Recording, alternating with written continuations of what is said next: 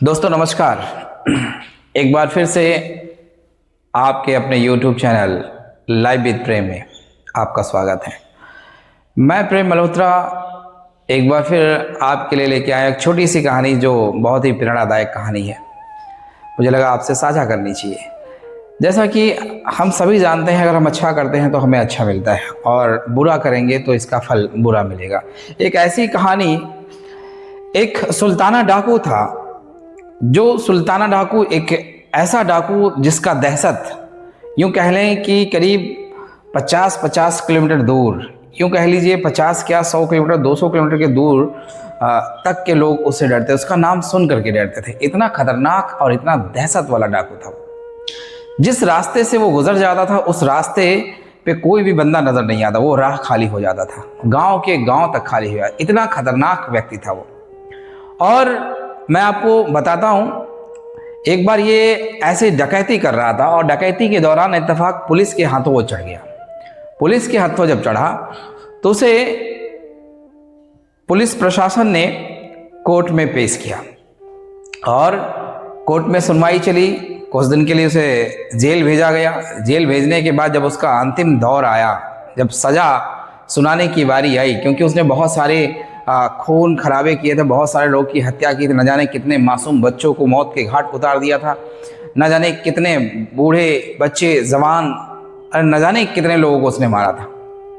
और इसकी वजह से जब वो जज साहब के सामने उसे पेश किया गया तो उस दौरान एक बात जज साहब कहते हैं उससे कि तुमने ऐसा क्यों किया।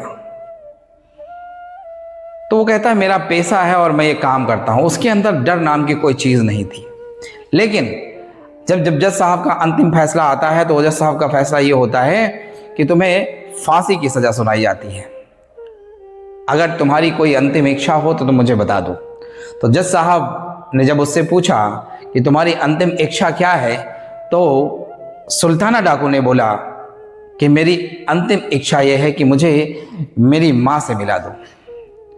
ये बात जज साहब सुनते हैं और सुनते ही उन्होंने तुरंत आदेश दिया कि जाओ इनकी माँ को लेकर के आओ। जब इनकी माँ को बुलाया गया और माँ को बुलाने के बाद जब ये सामने मिलने गए, जैसे ही मिलते हैं वैसे ही सुल्ताना डाकू ने उनकी नाक को काट लिया। जज साहब देख करके हैरान हो जाते हैं और सुल्ताना डाकू से पूछते हैं तुमने अपनी माँ की नाक को क्यों काटा। तो सुल्ताना डाकू कहता है कि जब मैं कक्षा 2 में पढ़ता था उस दौरान मैं एक बच्चे के बैग से मैंने कुछ कलमें निकाल ली थी और जब मैं कलमें घर लेकर के गया तो मेरी माँ ने देखा तो मेरी माँ का जवाब था कि तुमने ये काम ठीक किया है, तुम्हारे काम आएगा। उस वक्त माँ ने नहीं रोका, माँ ने नहीं टोका। अगर माँ ने रोका होता या माँ ने टोका होता तो शायद ये स्थिति उसके साथ नहीं थी, वो सुल्ताना डाकू नहीं बन पाता।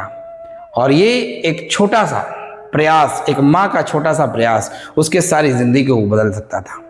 तो मैं निवेदन करूंगा उन तमाम माताओं बहनों से कि आप सभी लोग अपने बच्चों के बैग को चेक करें, क्या बच्चा कुछ लेकर के कोई चीज़ तो नहीं आया है। यदि ऐसी कोई चीज लेकर आता है तो आप उसे रोकें और टोकें और बताएं कि ऐसे काम कतई मत करें। नहीं तो आपने देखा कि जिस तरीके से सुल्ताना डाकू का हश्र हुआ, वही हश्र क्या पता मेरे बच्चे, मेरे भाई का हो सकता है। तो मैं निवेदन करूंगा कि आप सभी लोग इस पर विशेष ध्यान दें। जय हिंद,